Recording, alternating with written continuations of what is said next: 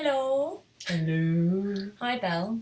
Hello, Chua. This is weird. We're doing a podcast. I know, this is our first one. We didn't initially plan on doing a podcast. I thought we were going to just stick to video, but it turns out podcasting over wedding season might be a little bit easier because we don't have to meet up. We can just do it from home. And we don't have to wash our hair as much? No. Actually, no. It's more because then we can talk about certain topics, like way more in depth, pretty much, right? Yeah. It's like some things are really easy to do in like 4-minute videos where other things are a lot easier to talk about over an hour. Oh, are we going to talk about this for an hour? Like a feature-length movie. Okay. So this is not a series. Well, it's a podcast. It can be whatever it wants to be. So we were going to give podcasting a try, and we figured this is our thing. We can do whatever we want with it. So if we want to do a podcast, we can do a podcast. We can make it up as we go along. Exactly. Yeah. There's no rules. Talking of made up stuff, we have this really exciting jingle to share with you guys. We do. And if Carrie's YouTube learned audio editing works out, it should appear round about now. Oh,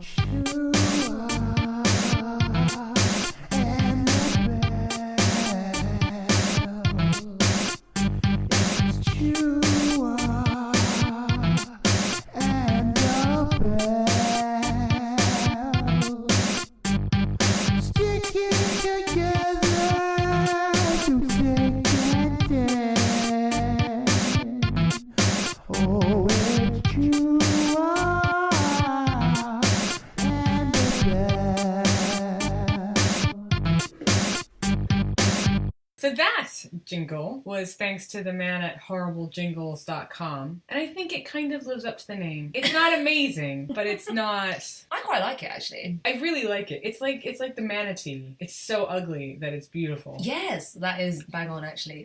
The sea cow. Our Right. sea cow of a jingle. It's very catchy, though. It's been stuck in my head quite a lot.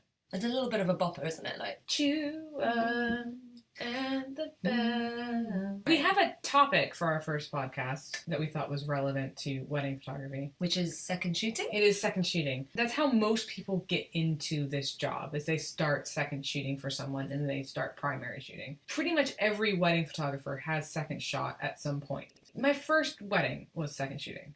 Oh, I was it was more fourth shooting. She already had 2 second shooters, and then I came on as primary 2 second shooters. That made me the 4th shooter Oh, okay. for a wedding of about 20 people.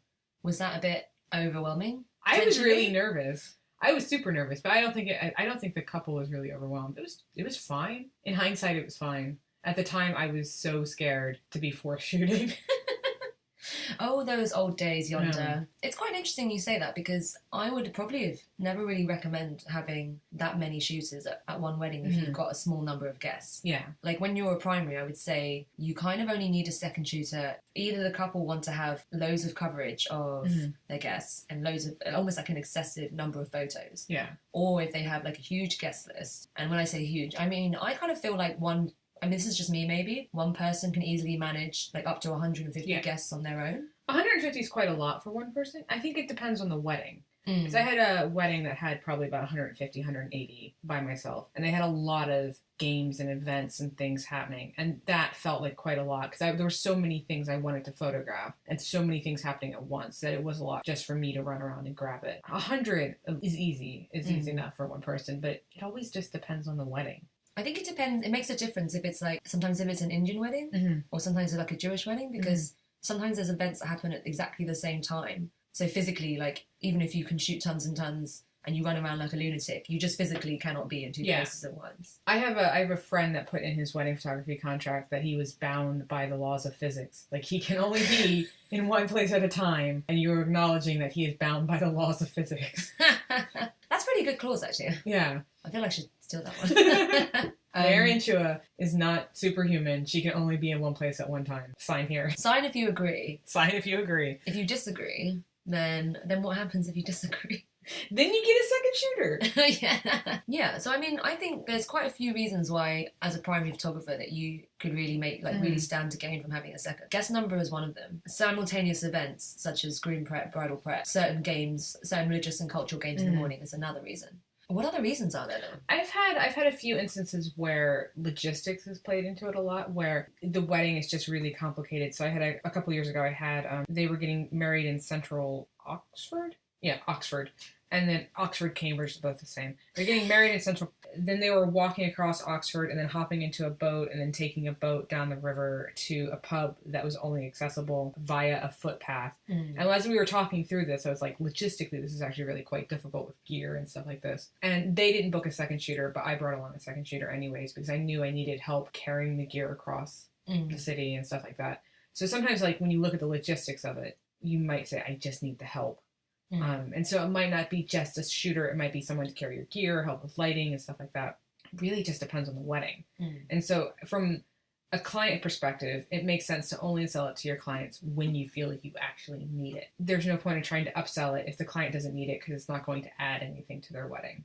Sometimes, like, I say to clients that if there's a certain nighttime shot they want where it's quite a complicated lighting setup, I will kind of say to them, look, you're not going to kind of see the immediate and obvious effect of having a second shooter for this, but I can tell you now, having this person is really going to help. If they have a lot of group shots, then I usually say to them, look, I'm going to do those group shots during the, like, drinks and canapé reception. Whilst I'm doing that, I can't physically get, like, candid shots of your guests. If you've got loads of details in your dinner reception room, do you want a second person to be doing that whilst I'm doing the group shots? Right. So actually, I think that is the fourth reason I give to people. I think I actually put that on my website. Yeah. So really, I could have answered my own question if I just read my own website. So how many of your weddings have second shooters then? Is it a lot, most of your weddings, or only part of them? I would probably say maybe about like a quarter to a fifth at the most. Okay. And usually when I have them, it's because it's usually an Indian wedding or a Jewish wedding. Shoot quite a lot of both of those. So most of the time, if it's just kind of a civil ceremony, like a kind of like a Western wedding, I would say, then not often. Yeah.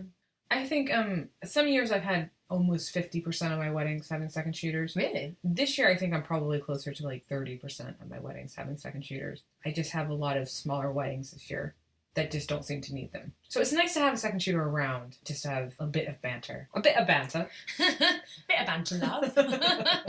But it's just sometimes it's also nice to like know that it's just you, and it kind of makes, sometimes it's easier to focus when there's only one person. I don't know if that sounds bad. I don't mean it to sound bad. When I see my second shooter going off and covering something, I'm like, okay, they got that. I don't have to worry about it. Or if it's just me shooting, then I'm just like, okay, I need to go and get that. And I kind of know exactly what I have. And then when I'm editing, it's a lot quicker to actually edit the wedding as well, because I know what's there. Yeah, 100%. And I would actually say I completely agree with that. Again, this is definitely not to sound bad, but sometimes if I have a second with me, that eases pressure off me. And in a way, I don't have that as much sense of an urgency. Whereas when I'm a primary and by myself, I think I'm like, flowers, boom, like birthdays, boom. Yeah. I know I have to be running around getting everything. So sometimes it is the case when you're a primary that having a second shooter may kind of, I guess, be a disadvantage. Or you may rely on them too much. Yeah. I think there's been plenty of weddings where I've just been so glad that my second shooter's been there. And there's been plenty of weddings where I've been like, I really don't need a second shooter for this at all. Like, one photographer is fine. And I think over time you kind of you only really know that from understanding like the experience of shooting yourself and with others, and then understanding where your threshold is for what you can cover alone and what you can't cover, right? Okay, so we talked about why a primary photographer might need a second shooter. So let's say you're trying to get into wedding photography. How would you do it? Like, how do you even get second shooting jobs? That's a good question. That's a good question. Thank you. I would say there's loads of different avenues that you can go down. One of the big ones that I see right now is there's loads of Facebook groups that are set up specifically for primaries to put adverts out for second shooting. And I think often they're called stuff really novel and interesting, like UK's wedding second shooters. I would have never guessed that. .com. That didn't I mean, Facebook groups weren't really a thing when I first was getting started.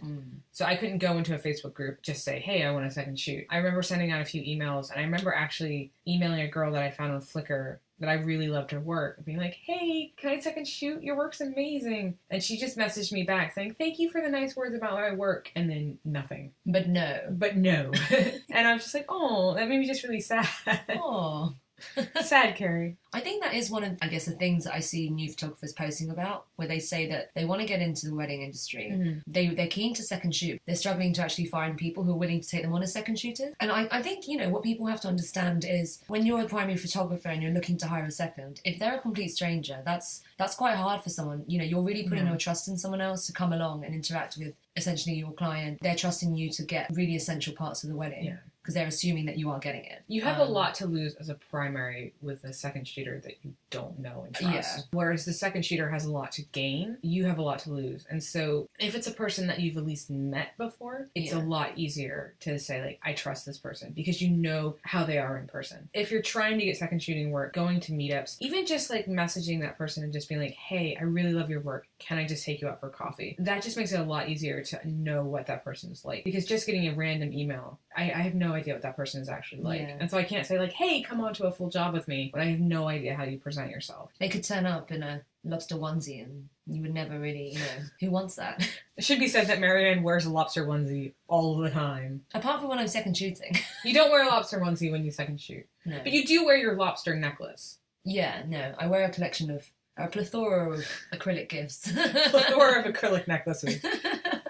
I definitely agree. That is one key thing. You have to kind of remember, people, if they're saying no to you from your emails, it's not a personal thing. It's probably because they just receive loads of emails, asking for second shooting jobs. And essentially, you're asking them to trust you. So really what you need to do first is find a way to kind of actually get to know that person, show them that, you're a real person, you can be trusted. And then from there, they're more likely to give you a second shooting job when they need it. I would also say to stay off the first page of Google. Probably if you let's say you Google London wedding photographer, anyone who comes up on the first page probably gets a lot of second shooting emails. So go a few pages back, and when you do email somebody, email someone whose work you really respond to. Like, you really like that person's work and you want to learn from it, and say really nice things, being like, I really like your work.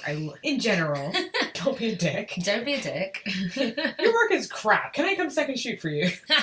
That's going to go really far. Find someone whose work you actually do really want to second shoot with. Someone you'll benefit from. Right, exactly. Whose style that you feel like you can actually... If you don't respond to their work, then you're not going to learn as much as you would otherwise. But not just that. I think when you email someone, and I've seen primary photographers mention this as a pet peeve, don't just say what you feel you're going to gain from them and what you want to learn, because that's, why would someone hire you just to do you a favour? Yeah. You also need to be talking about in your email what you can do for them. So you need to put forward qualities that you feel that you have. Just project an awareness of what you're going to bring to this job and how you can help the primary. And and even by showing that initial awareness, I think that makes a primary photographer a little bit more receptive to you. Yeah. So in terms of where to look for them, we kind of mentioned Facebook, and we mentioned that you said that you looked at Flickr first, right? Well, because this was back in the day when Flickr was quite the thing. Obviously a few years ago.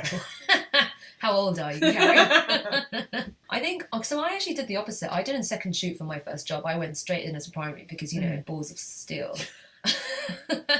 I wouldn't necessarily recommend doing that. That was not an intentional thing. I didn't know second shooting was a thing. You didn't know second shooting existed? Yeah, no, because I came in quite left field, really. Since it's more that I actually started second shooting for people as a way of, I guess, when you shoot as a primary, you have all the essential shots you need to take. There's a lot of, you have a lot of responsibility at that time. If you want to explore your creativity for a little bit, and have be able to shoot in a real wedding with a bit more freedom. Sometimes it's nice to do second shooting, even when you're a really experienced wedding photographer. So often I will second shoot for friends, kind of, I would say, for the fun of it, but also it's about creative development for me. Right now, when I find second shooting jobs, if I'm up for it, I will kind of use Facebook, not necessarily specifically looking at groups and appealing to, responding to adverts from strangers. I will literally just put a word out to certain friends who I know, a lot of second shooters. Yeah. For me, in a way, I'm still using social media, but not necessarily targeting groups. It's kind of an audience. Just targeting friends. The only times I second shoot now are for people that I already know. And I typically won't second shoot for them multiple times. I'll generally only do it once or twice. Not because I don't like them, because I do like them. I just feel like I'm only doing it because I want to see how they approach that wedding or approach a wedding. And so for me, it's kind of it's an interesting learning experience. And I've seen things that I like and that I don't like, and I like the way that person does that, or I don't really want to approach it the same way. And so once I've second shot for a person once, then I'm like, okay, well, I know how that person does it. My weekend dates are so valuable to me because I don't get very many of them, that for me, I don't want to, I only have so many free Saturdays a year. Yeah. I don't want to give very many of them up. And so that's why I only do it maybe once or twice, and then I just kind of back away. Yeah, Quentin needs that time. My cat needs snuggles, and if I want to have a social life on a Saturday, I have to protect that Saturday. And all the cool things happen on Saturdays. All the concerts you want to go to, all on Saturdays. And so sometimes it's nice to be able to say, I've second shot for that person once, and then just kind of say like, okay, I'm actually going to have a weekend for once in my life. We talked a bit about how we actually like apply to do second shooting jobs, mentioning about what you should say. Is there anything else that people should and shouldn't be saying in emails? You know what? Don't refer to someone impersonally, like a sir, madam, or by the wrong name. Yeah. Another specific name that isn't there. I've had someone write, Dear Sir Carrie, which is, you know, not the greatest intro. I've also had people, they've sent out like a generic second shooting email and then CC in all of the photographers that they sent it to. Which, when you see the list, you're like, oh, I'm very flattered to be included in that list of names. Yeah. But you should have done BCC or actually sent a specific email. It's not unlike a job application. Tailor it to that person. But I think actually you'd have a higher rate of success instead of just saying, hey, can I second shoot? Email and say, hey, can I take you out for a drink? That's showing that you're more interested in developing with them personally and that photographer has less to lose than just inviting you onto a shoot. Do you think, though, as well, sometimes that can be taken as just asking someone out? I guess it could, with the way I phrased it. I think it's more like, you know, I really like your work. I kind of want to pick your brain a little bit. And even if that doesn't lead to second shooting work with that person, it might lead to second shooting work with another person, a friend of theirs, because they might give you a personal recommendation saying like, oh, this person is looking for work. I've met them before. They're really cool. The actual physical act of networking and getting your face out there and not just existing on an email is really valuable. Cool. I have opinions about these sort of things. Do you think like it's always, you know, like I mentioned how I guess you first started second shooting and I did it the other way around. Do you think it's, how necessary do you think it is for like new photographers to second shoot near the start? I think people should start off by second shooting than primary shooting because it is someone's wedding and you want to feel like you've had experience, especially going along to difficult lighting venues and seeing how another photographer approaches it. Answer is yes. Answer is yes. It is sometimes easier to persuade a friend of yours who has no budget to hire you for free to shoot their wedding than persuading an established wedding photographer to bring you on as a second shooter. So most of my work when I first started was virtually free weddings. But it is kind of the correct path is to second shoot. Let's talk about things that people who are, maybe they're doing their first second shooting job, what do they actually need to know about like what they should be doing on the day? Right. What can they expect? What can they expect? What can they expect? What Chaos. should they do? Madness. Madness ensues. Well, I mean stuff like, you know, I think a lot of primary photographers should really, and actually, I mean, maybe this goes back to what we were saying at the beginning about things primary wedding photographers should do. I think actually, if you're a primary wedding photographer, it is your responsibility. Brief your second shooter quite well beforehand. And I don't know if this is just me because I'm a real micromanager, but I find like sometimes I second shoot for people and they're really casual with me. And I'm like, do you have any instructions? You know, do you want me to use certain focal lengths? Do you want me to shoot in any style notes? And I expect to be micromanaged back. Mm-hmm. And they're really chill and they're like, oh no, just do whatever you want. And I was like, that's cool because you're trusting me because you know I'm experienced. Right. But I would recommend that if you are a primary wedding photographer hiring someone you don't know or someone who's newer to second shoot for you, do not tell them to do whatever. Yeah. Because I've heard stories of people getting back their second shooter images and finding that the second shooter has shot everything on like too slow a shutter speed, too wide an aperture, too small an aperture, all of these sorts of things, and then they're really annoyed about it later. And actually, if you just checked beforehand that you and the second shooter are on the same page, then you could have avoided all of that stuff. And I think primary, like experienced wedding photographers, we need to take control of that situation and take responsibility for that. So do you micromanage your second shooters then? Do you say like, I want everything above a certain f-stop? Not that detailed, but okay, so I'll break it down for you now. So a lot of people like to second shoot for me or want to second shoot for me because I think they look at me and they think I'm a barrel of fun. But really what they don't know is I am like... You're not a barrel of fun. No, I'm like the Kraken from the sea when I'm actually on a job. I am like a military bitch. So... Well, I remember the one time I saw you working, and I was like, hey! And you're like, I'm working. I'm like, oh, okay. Oh, yeah. No, because, there has to be a method behind this madness. But you know what that is? To me, that's like professionalism. Like, I know what I need, I know what I want, and actually on the day of a wedding, I'm super focused. And the style I shoot in needs me to be, like, really on the ball at all times. Yeah. And anyway, I'm a very organised person. When I have a second shooter, I just check things like, I make sure they know roughly what focal length to use, in the sense that I use primes. So I don't actually mind if they shoot anything between a 24 and a 50. But say, for example, because I shoot most shots on a 35, it's going to look super weird if I'm delivering a lot of wider sort of framed shots and suddenly my second shooter's shooting everything on 200. Yeah. Something like that. Like something really, really major. So you want it to feel like really consistent and just kind of fall in. Yeah, because when I'm pitching it to the couple, I do say to them, okay, you're going to see some disparity between my files and second shooter files because, you know, I'm definitely going to be 1,000 times more awesome. I don't say that. No, I don't say that. But no, you know, I explain to them that I shoot on Fuji and sometimes a lot of people don't shoot on Fuji. So there might be some difference in editing. But essentially, I still want to actually pick a second shooter that is the closest to me in style to begin with or has a similar eye. But then, so hopefully I wouldn't get someone who's just going to bring a 70-200. But this is what I mean. As a primary, you just got to check that and check. Yeah. And there's little things that I do that form my style. So I definitely stand quite close to people and I really get into the thick of the action. And when you're doing like documentary style photography, I think that makes a huge difference to you never really stand, like no photojournalist stands back and like camps from really far away.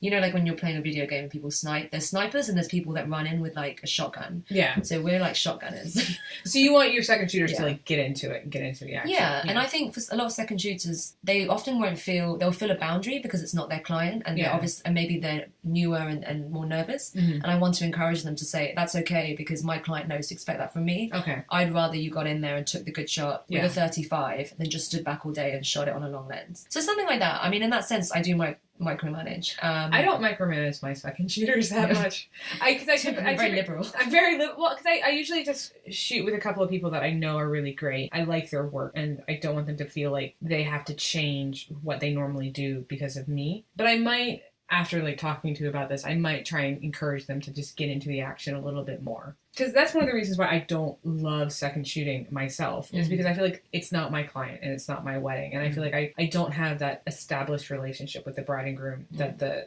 primary photographer has. And I kind of miss that when I second shoot. I kind of miss knowing the couple a little bit better. But I guess if I just say, screw it, just get in there and actually just do it.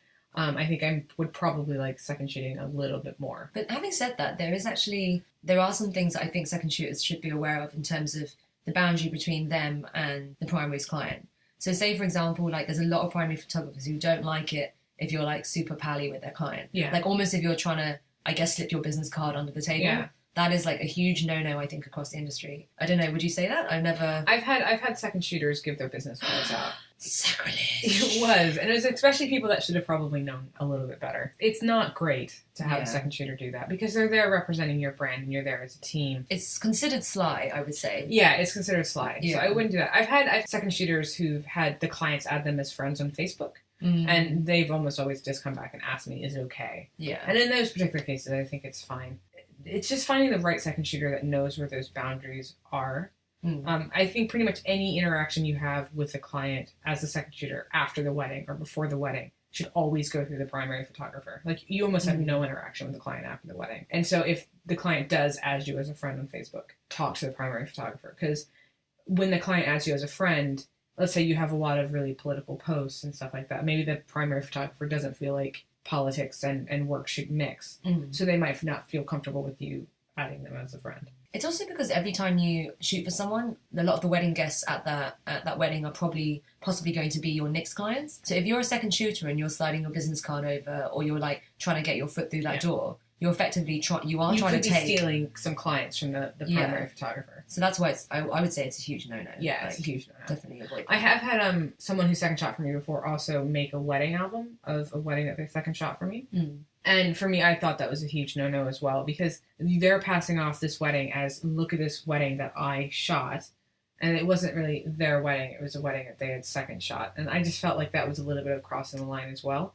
I'm okay with like a second shooter blogging a wedding and then mentioning I second shot this wedding or I shot this wedding with. And that way a potential client knows a little bit more about it. If we both blog the wedding, let's say we're both ranking for the same venue, then it's very clear it's the same wedding. And it almost looks like we Uncle Bobbed each other.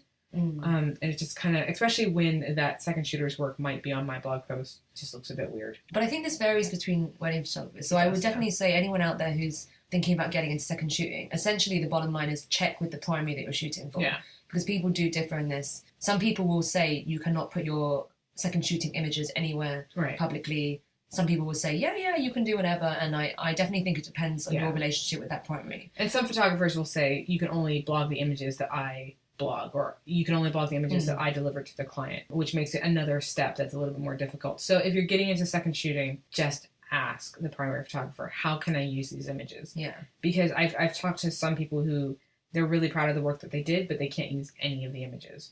Or the primary photographer claimed copyright, which they can do because you are working under their brand and you can't use any of the images, which sucks if you're starting out. But it's, you know, it just depends on the primary photographer. For some of them, it just works with their business model. Yeah. And just to clarify what you were saying about sometimes a primary photographer will say to you, you can only blog images that they use. Just to explain the reason for that is because if you as a second shooter, if you put a blog post out and there's images that you've published that haven't been given to the client client is then going to ask the primary, oh, I like that image. Where is it? Why did I not get given it? And you can create a kind of shitstorm. It just makes it a lot more complicated. Yeah. And it could be something that's really similar to the final image delivered. It's just the client just wants to see. You don't want the client to feel like you're holding images back. So really speaking to the primary photographer about it. I have had it happen a couple of times. It's happened to me when I second shot for somebody else and I blogged some images and then the client emailed me being like, oh, can we have these photos? I was just like, you need to talk to that person. Oh, so you did it. You did it. Yeah, I was a second shooter. But, I mean, the primary photographer didn't have any preference. And so I just had to tell them, it's just like, you need to go to the primary photographer. I didn't think I had the images anymore because it was from such a long time ago. I was the jerk in the situation. The secrets are out now. The secrets are out now. So there's loads of other things as well that I guess I would say new second shooters should be aware of on wedding day. The top, like, big 2 ones for you, and then I'll say what the big 2 ones for me, on the hope that mine are different from yours. And I don't run out. The big things that they should be aware of, like they should know for sure. Just like the hugest on the day tips for second shooters. I think the first like main thing is to be nice and to be fun to be around. Because you want to be a part of like a positive environment, keeping up that happiness and that personality. And like that for me is the biggest factor in who I like second shooting for me. If you're fun to have around on the wedding day, you're fun for the clients to be around, and you're just a really great presence, I think you're always going to be helping the primary photographer. So for me, that's number 1. Okay. Number 2, I think knowing where the primary photographer is. So if let's say the primary photographer is off doing family pictures, and there's some really cool stuff happening with guests. Let's say there's guests building a giant Jenga, and it's about to fall on a small child. The primary photographer doesn't need a second angle of family photos, but they might want a second angle of the guests doing interesting things. Like child murder. Then I think that could be really useful. Okay. I have another one, actually. I have 3. Oh, sorry. And now I'm a jerk. It's also like, don't be afraid to take, not being afraid to take really crap photos. You worry like, oh, the primary photographer is not going to like this, and they just delete it off the back of their camera. It's fine. Like, you can take a missed shot and it's not a problem. Just keep shooting. Okay. I've had second shooters just delete things off the back of their camera, and that drives me insane. We don't mind seeing. I don't mind seeing it. Yeah. It's fine. I'll just keep flipping through it until I get to the really awesome shots. I guess it's because they're afraid of being judged, right? Yeah. Judged on their mistakes. But actually everyone shoots missed shots and test shots. So my camera has like a little side shutter. It has like a top shutter and then it has a side shutter. And I'm constantly like hitting the side shutter on my hip.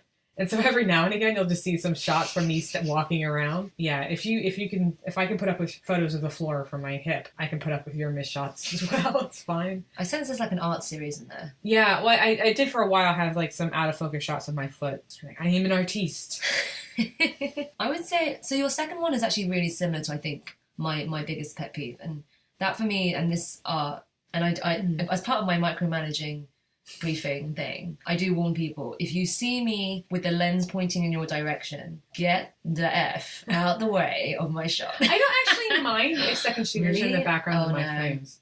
That's my thing. Like, Oh, really? if I see a second shooter, and I understand sometimes it's not possible, and when I'm shooting Indian weddings and the crowd is tight, that's when I'm cool with it. Dance floor, I'm kind of cool with it. With a Jewish wedding, you often have like circular-based dances, so sometimes you have to be, sometimes you will just cross each other over. So this is the thing, like when I've second shot for other people, they've commented on how good I am at avoiding being in their shots. Like, if I'm able to hide when the primary is at the front shooting a bride coming up the aisle, and I'm like next to the bride, and you can't see me, then I think anyone can hide. And maybe, well, I say anyone, to be fair, I'm 5'3", and I'm petite-ish. Probably easier for you than It's some easier, people. yeah. So I respect like a 6'4" guy probably is going to struggle. But apart from that, I mean, in general, just be aware. And because I have had second shooters where I'm pointing the lens at the guy giving the speech, the best man giving the speech, right? I'll look over, and I once had a second shooter actually standing on a chair with his crotch like the height of the best man's head, about a meter behind him. Something like that. I mean, something like that. And then Yeah. for me, I mean, I'm going to have to Photoshop that guy out because I've got a great shot, but then I've just got half a body like hanging somewhere in the middle of the frame or in the ceremony, I mean, like I said, sometimes I do understand it's avoidable, but if you can duck, I would duck and let the primary take the shot, and they'll obviously finish taking the shot soon after, and then you can carry on with what you're doing. I guess these are things that when I second shoot, I apply those rules to the primary. So, I guess I expect people to do the same for me. Yeah, I'm going to get no one applying to second shoot for me after this podcast. I didn't realize you micromanage things so much. Yeah. Like, I thought I would be the more uptight one of the two, but apparently you were the more anal of them. Well, you know what's really interesting? This is a bit off topic. A lot of people think, because my shots are quite fun, that, but what they don't realise is when I'm framing stuff, my framing is so rigid. There surely is some sense of order to that, right? So there is an ordered manner to like the way I shoot. Yeah, you're not just quirky waving your camera there. We're because to me the world needs to be seen in like frames and lines. Okay, I think everything falls into place that way. But no, to be honest, it's also maybe because I've been burned a couple of times with second shooters where if I haven't told them details that I thought was really obvious and assumed was really obvious, and I've actually gone and found that they've done stuff which. I won't get too specific because obviously these people are still alive. Just about. So, just about. You haven't killed them yet. No, not yet. But people have done stuff that to me I was like, after looking at the files, being like, oh, why would you do that? You didn't need to do that. I have a whole set of these images I can't use now, etc., etc. So that's maybe it's because of that. Like I would just say, as a primary, I don't assume that people do know what they're doing. So do you have like a guide that you send out for people that second shoot for you? Like do you have like an email guide that you say like that you always send out to every second shooter? You know what? That's a really amazing idea that I should do because often my instructions are the same and I don't have a set guide and I should. But you know what? It's because I don't use second shooters often enough. Oh, okay. If I use them a lot, I would probably make a PDF. Okay. But no, usually I just email them. I just check like they can pass obvious basic things. Like I shoot like a lot of people who move, so I need like a minimum shutter speed. I really don't want to have people shooting for me at like 1/40 because there's going to be a slight blur. And I think there are a lot of people out there who will pass off that image and that's fine. I just happen to like things a little bit clean and sharp. So I don't think there's anything wrong with people doing, shooting in a different style. It's more like when you're shooting for me,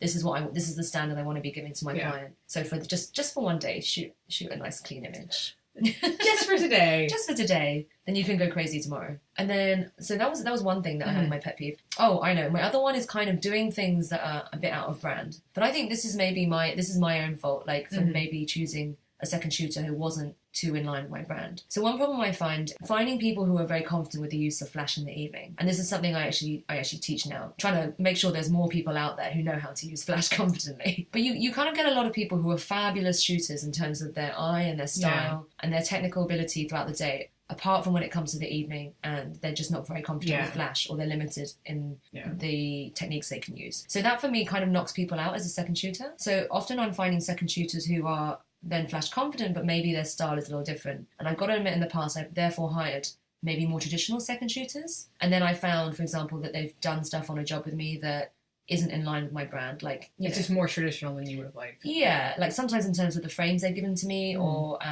just the way they've like talked to my clients or interacted with my clients. And that to me is another kind of a no-no. But just as I'm saying this, I realise that's probably actually just my fault. Like so the no-no is on me.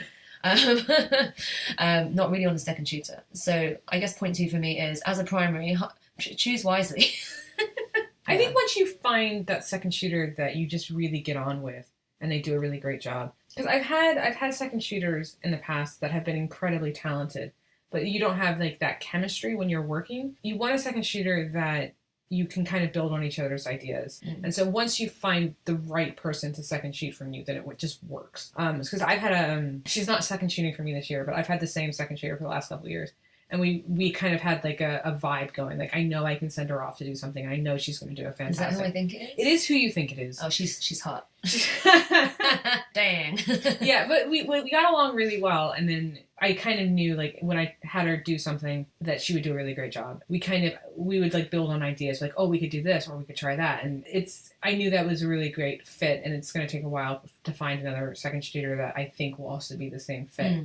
But you can't hold your second shooter. Like they have to flourish and fly. And she now has a full roster of her own weddings.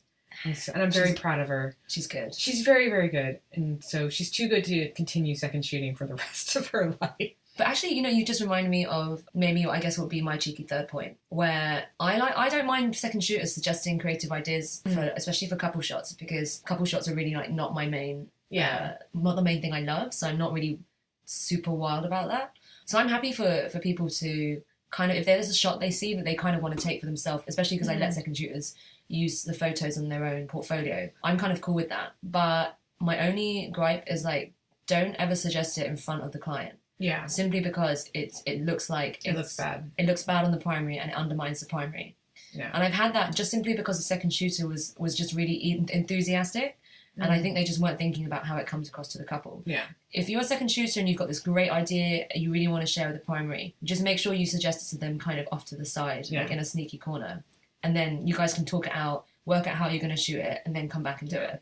So that to me is number 3, actually. Yeah. Okay. And I think that would apply across everything else is going on at the wedding. Generally, as a second shooter, I kind of think that you have to remember your main job is to support the primary. So don't ever do anything that I guess brings the primary's brand into question or their professionalism into question or like makes them undermines them in general, I think. Yeah. And I think a lot of people do forget that, and they kind of eat some canapes without asking the primary's permission first, checking that that's okay with that's in line with what they would do. Right. Because you will get wedding photographers who have really chill clients, and they're definitely, the client probably has okayed snaffing on some canapes. Yeah. But don't go ahead and do it. Don't assume, because it may be a no-no for the primary, and what's a no-no for them has to be a no-no for you. And the primary might have a better idea of that client's comfort level. Yeah. You don't necessarily know the backstory to the whole thing. So, yeah. Is there anything else that you think, I guess, a good second shooter should do on the day? On the day. Bring the primary water. I always forget to drink water. I always forget food, and I always forget water. Nutrition. Yeah, it's true. Like the few weddings that my husband has been a guest at where I've been shooting brings me drinks and water and stuff like that, and I'm just like, oh, this is so nice. And so it's just because I forget to drink water when I'm working. Bring that person water, bring them snack. Paying attention to like, oh, maybe their bags are in the wrong spot, or kind of making sure that little admin stuff is taken care of. Yeah, that can go a long ways. And similarly, actually, what you were saying about the bags in the wrong spot. When the primary shooting, sometimes when they're under that pressure of that situation, they're doing a couple shot or something, and they're focusing on like the relationship between the couple, they are going to forget the champagne glass that's in the background on the glass. Yeah. As a second, if you see anything that needs tidying up, don't be afraid to say to the primary, oh, hold on a second, I'm just going to move that. Yeah. I'm just going to tidy up that dress, whatever it is that you need to do. A primary will thank you for that later, because that's their Photoshop time. There was one thing I was going to say about being a good second shooter on the day. I guess I appreciate having done to me, and I do to other people, is I periodically at different stages of the day, I check in with the primary.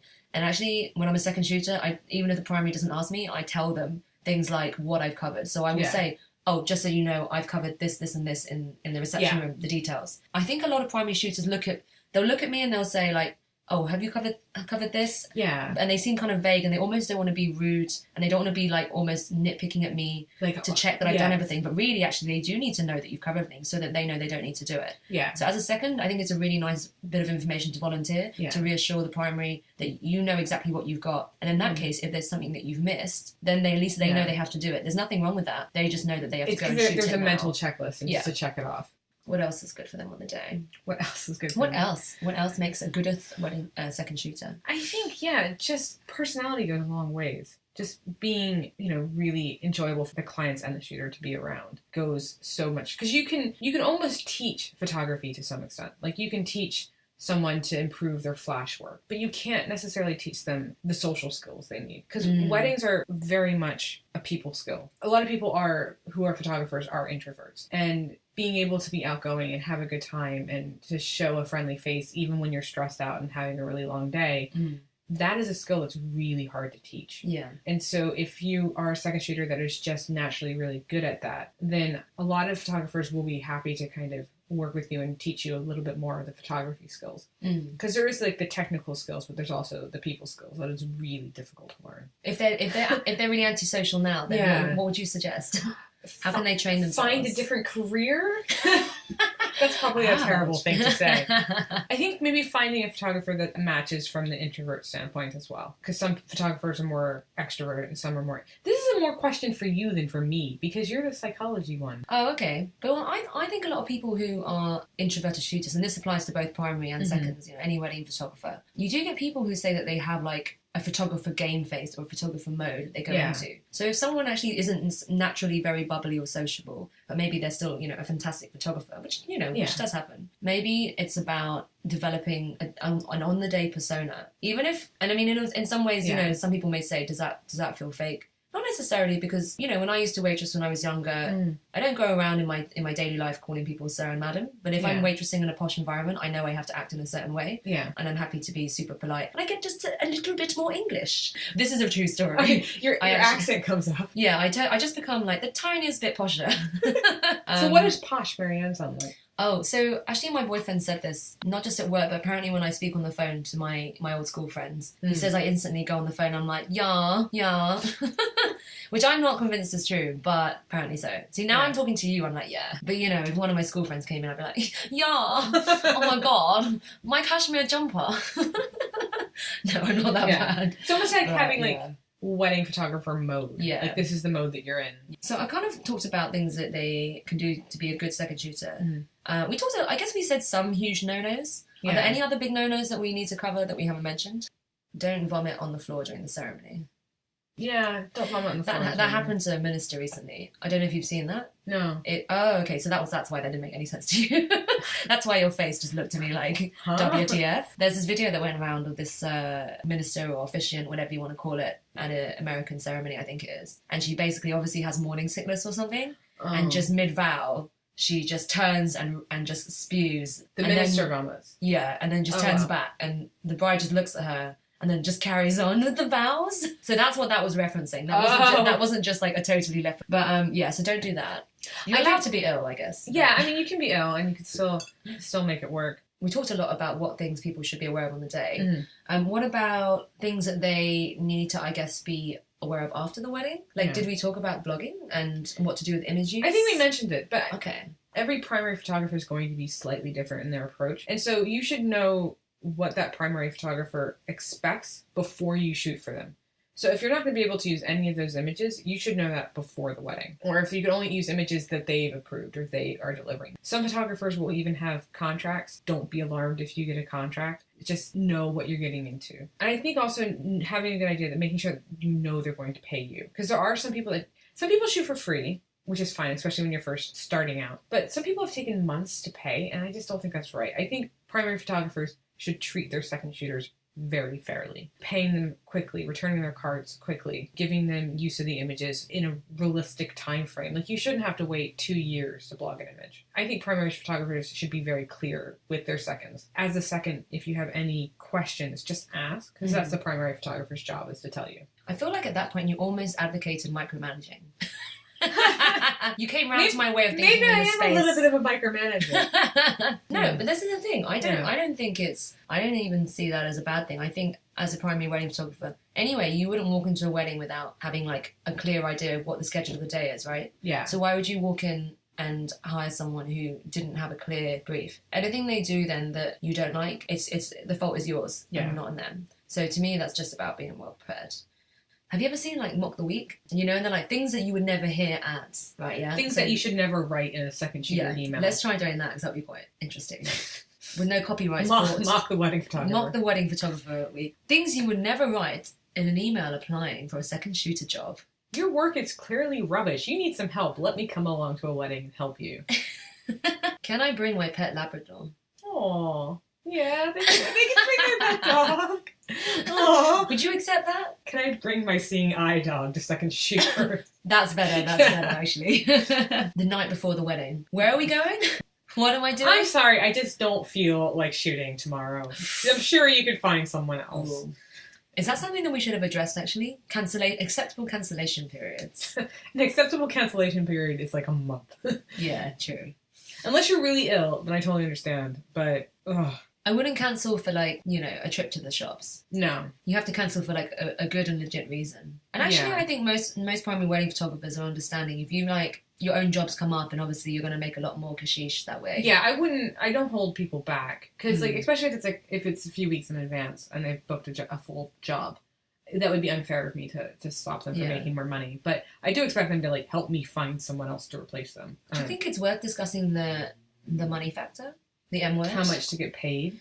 Yeah, how much to The pay, M how word. much to get paid. Because actually, in a Facebook group, I talked about this recently with people. Yeah. And I basically just sort of trout slapped a bunch of people because they were charging the client for the second shooter cost, but weren't charging for like their editing Their and admin cutting time. time. Yeah. Yeah. So that's something that I think a lot of people don't think about when they're a primary wedding photographer that's worth mentioning. Don't forget to charge for your own time involved in having a second shooter. Yeah, because there is time involved. I mean, it takes me almost twice as long to call the wedding when there's a second shooter. And then I have to send them back their cards, and there is the admin time of scheduling and booking someone and stuff like that. I probably actually don't add as much extra as I should, but I definitely, I try to give the second shooter as much money as possible because I want them to feel like they've been paid well. And without going into exact numbers, because it is different for everyone, sometimes people are very confused about what they should be paid or what they should be paying as a primary or a second. And I'm always explaining to people that it's got to be relative to the amount that you are charging as a primary. I mean, what you're charging for yourself, and also relative to the amount of like the experience of the second shooter. So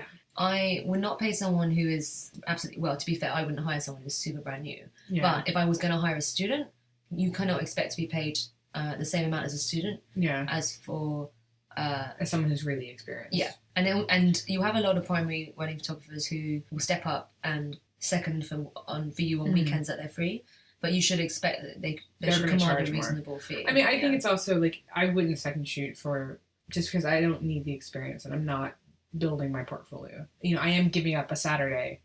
I'm not doing it for free. That is one thing that's quite interesting, actually, that maybe we didn't address. When you're hiring a second shooter, you know, are you having trainees? I think there's two kind of routes you can go down, right? A regular student who trains under your brand, who you use all the time, and someone who is already established wedding photographer. I think if you only use, because I only use more established wedding photographers. Same. For me, it's a lot harder to schedule people in because you're dealing with schedules of full-time wedding photographers. And so that takes more work, but you're also getting more back because you're getting higher quality images. Yeah. If I was using a student or trainee, I probably would have a little bit less effort trying to schedule people in. And I do pay more because I use other professional wedding photographers. Yeah.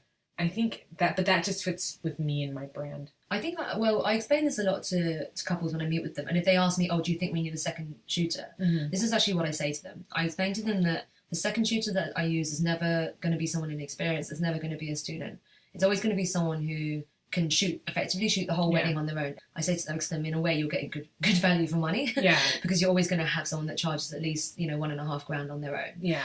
And then the upside of that is that obviously that's a sense of security for them in case something happens to me on the day. The downsides can just be sometimes the style can be a little bit different because it's very hard to ask someone to completely change a habitual style. If you have a student that doesn't have a developed style, or if they're regularly training underneath you, the chances are the way they shoot will be more in line with what you offer. Yeah. And then usually that kind of justifies, I guess. I also tell them, I explain in the client meetings, if I fall and break my ankle halfway through the day, I feel confident that person can keep shooting and I have no concerns. And that's really nice. That's the main reason why I use the high quality second shooters, and that's why they're so expensive. And I think also, if you're a primary wedding photographer and you're going to take on an inexperienced or student second shooter, be aware of the fact that there is some stress because there's more to worry about. Whereas if you have someone who can shoot a whole wedding on their own, the chances are they are going to think of the little things like, I know where I need to be for the first kiss that's coming up. I know the timing of the ceremony. Because I have had that before where I've had a second shooter, first kiss is about to happen, and because of their inexperience,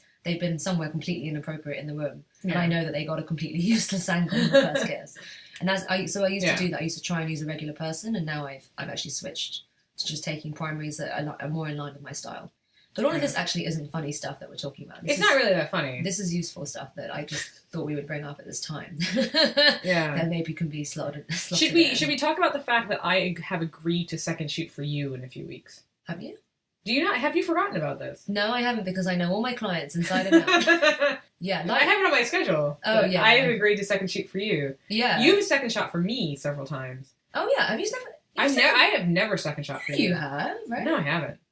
Oh, you're just about to experience the micromanaging joys. I am. Oh, right. So this is actually really interesting. This is. I'm just so what should I expect? Oh, I don't second shoot. This is the only time I'm second shooting all year.